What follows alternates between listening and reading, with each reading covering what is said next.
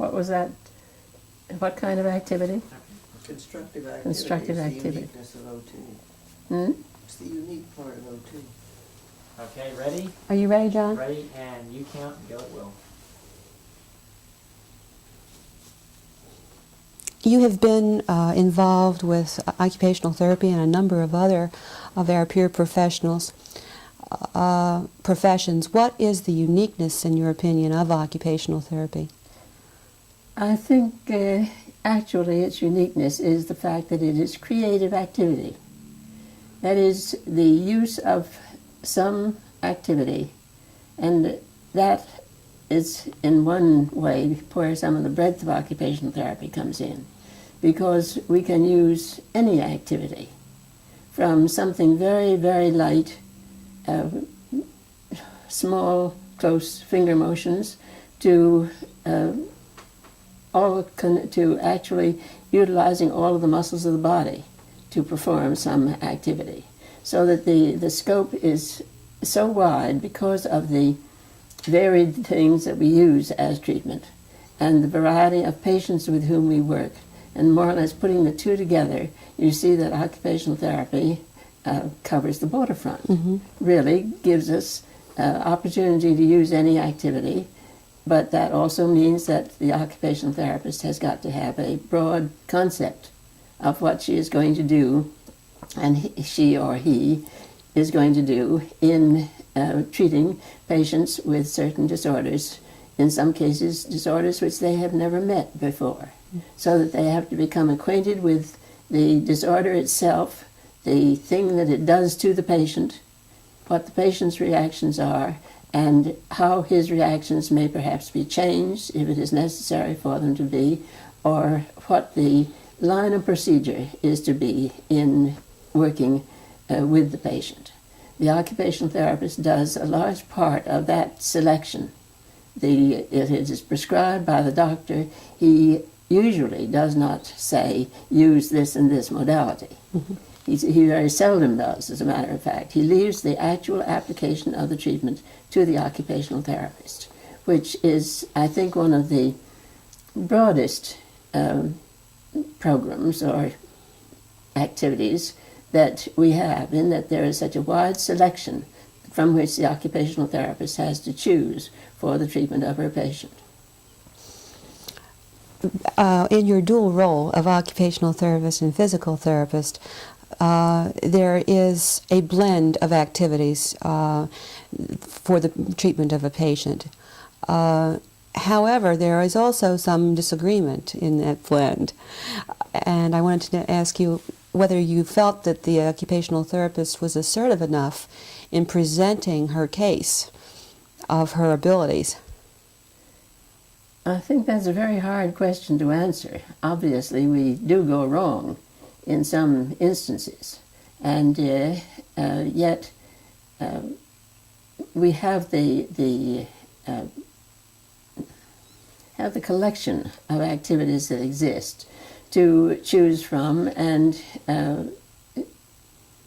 we have to find what suits the patient best, what he accepts most willingly, what his attitude in regard to doing certain activities may be, and so on. There are a multitude of variations in the aspect of the whole use of occupational therapy. And that very fact, again, as I've stated, is in a way the strength of occupational therapy, and yet its greatest weakness. Mm-hmm. It's so much to grasp, so much to feel is really involved in the treatment, so much to know about it. And the occupational therapist, therefore, has a very broad and not closely defined job or closely defined use of activities. One of the activities associated with occupational therapy is crafts, and yet in the last few years that has been devaluated somewhat. I think that's almost the worst thing that has happened to occupational therapy. The crafts are easily adaptable. They are really controllable from the point of view of the amount of strength the patient has, the degree to which he can be returned to activity or by activity to his normal strength and ability to do various activities. And therefore, again, you have the problem of selection that the occupational therapist has to make. Do you feel that they're negating their skills? It seems to me very definitely that they are. It troubles me greatly to have the apparent attitude that the occupational therapist is a college graduate. Therefore, she has been given opportunity for the highest education that is available.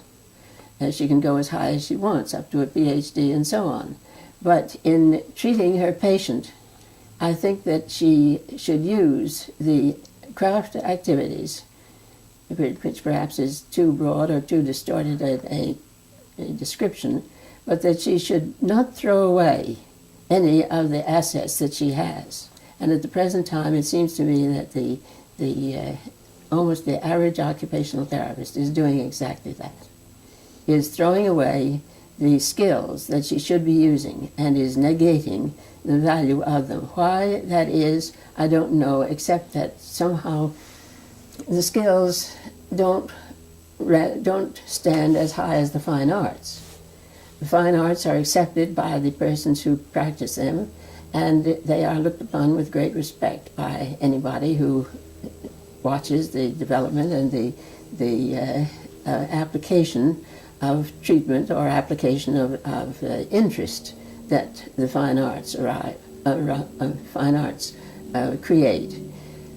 The crafts are apparently relegated to a much lower level. I've recently seen the best exhibit of crafts that I have ever seen by the artist residents who are here at Pine Run. They put on a magnificent show of beautifully done crafts.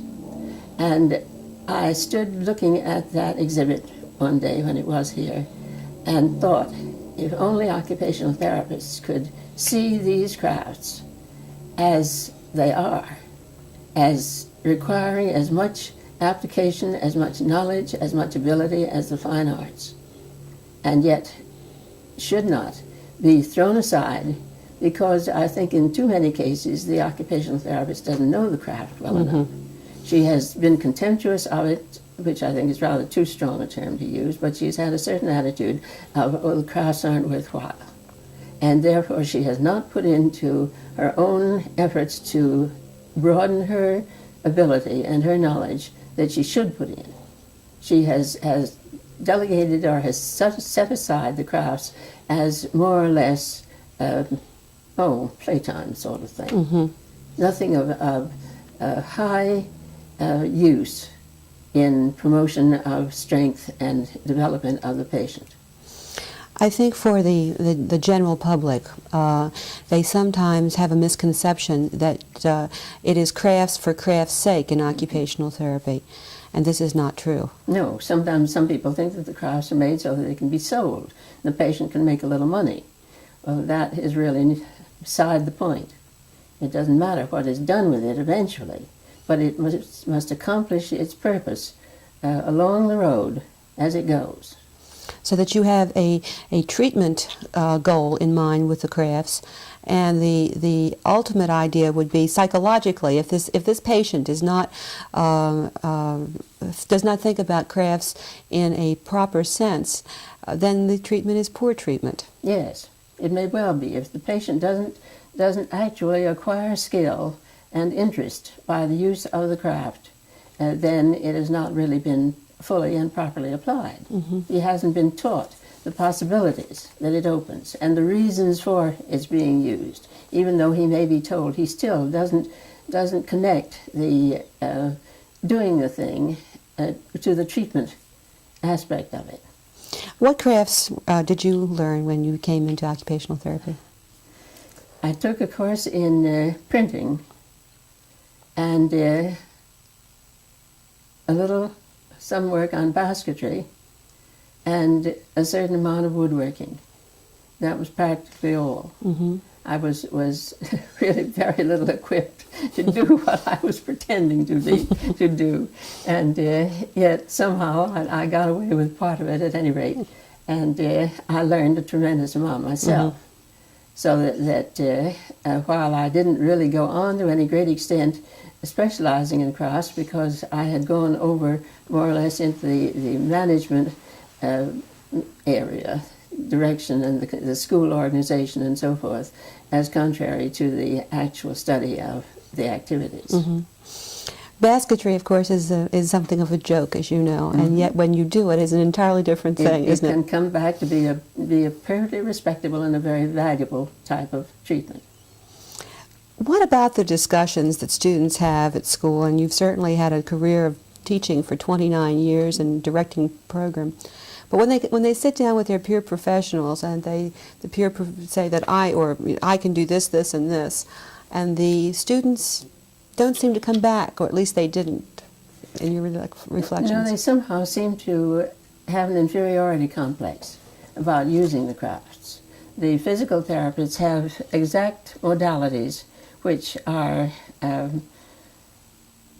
general use in what they provide from the point of view of exercise. They are standardized and are perfectly clear-cut, whereas the occupational therapist studies many activities which don't seem to be as useful because they're not as exact as the use of heat, light, water, electricity, and so on, as the physical therapists have it. So that they confuse and sometimes fail to defend, if it needs to be defended, the reason why they have the certain activities. And it's only when they get into actually treating the patient that in some cases they discover how valuable the activity can be. And it may be basketry, block printing, what you will. Something that doesn't seem to be of any great value creatively, and yet has infinite value for the exercise that it gives, because the exercise is taken away from the exercise in itself. It's the application of the exercise which the occupational therapist has used, and therefore has developed the use of every craft modality very well.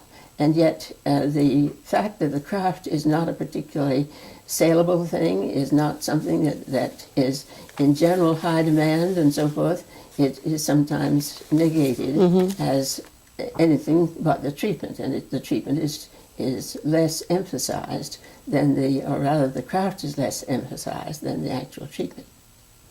There seems to be a ambivalence in the profession among occupational therapists about the fact that, yes, we can do all of these things and our profession is very broad and we are confident in that. And on the other hand, there is an inferiority that, no, we can't explain it or defend it or whatever. And there is a seesaw effect. Why is that, do you think? And do you feel that? I mean, do you feel yes, that's... I feel that very strongly.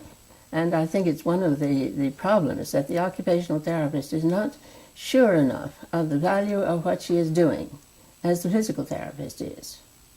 It's a matter of something concrete in the use of the activities that is needed as an explanation of why they are needed. And I do you feel that it has not been documented by the therapist carefully enough so that they can see the effect of their treatment and over a period of time? I think that may be, and it may also, this more or less thought just occurred to me, that it's because they are starting out at the beginning of their career, at the beginning of their education in occupational therapy, and they have not known or seen, and it has not been pointed out to them, that there are certain things that a certain craft can do. For instance, if they're studying basketry, something that is an extremely useful thing, that is, the making a basket is something very worthwhile because that basket can be extremely useful. I don't think they are sufficiently taught while they are learning as to how the craft is to be used and how, for instance, the fact that they have done a certain weave in basketry has given them exactly such exercise. How much have they used their fingers? Which fingers have been used? How much exercise is there involved in doing it? And basketry can be graded all the way from a small, light project up to a good, heavy project, making a big waste basket or something of that sort. I mean, a real basket, a big thing, into which a large number of things are put. So that the fault may possibly lie there, that the therapist or the teacher may not know enough about the actual use of the craft which she is teaching to make it perfectly clear to the students how that is used. During your career, you trained reconstruction aides and that kind of thing. And there's a great need at this time for teachers of occupational therapy. And you had crash courses to enable them to get into the field. Do you think that would be beneficial now? And if so, do you think that it could be done rapidly and still efficiently? I think that it really could. We gave a course because of the pressure for personnel, and we selected first, we insisted on a considerable amount of preliminary training. That is, they had to know several crafts. They had to have some experience in manual activities of all sorts. And therefore, we had people come into that class who were somewhat older, somewhat wiser just by experience than younger ones might have been. And I think that we felt that the group that we trained were really among the best occupational therapists that we had, though we had them so short a time and with so little real time to give them a course that was absolutely adequate. We gave them as much as we could. We filled it as full as we felt they could take. And yet, even at that time, I don't think we put much emphasis on the crafts. Their crafts had been done before they came to us. And we had insisted on the craft qualification to a considerable degree for them to enter. Mm-hmm. But they were good. They really had gained a good deal. But I think that may be the fact that the teacher perhaps doesn't fully portray or present the craft with emphasis on its assets as treatment. You have a great many scrapbooks that I would like to take a look at. So if I may go get them, I will do that, and then we can look at those too. Sure.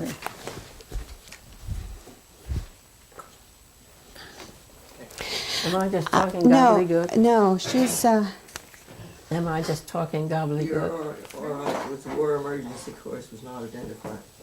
We'll have to go back to that, I think, because we didn't have enough time to really get into that, and I had to cut her off too short.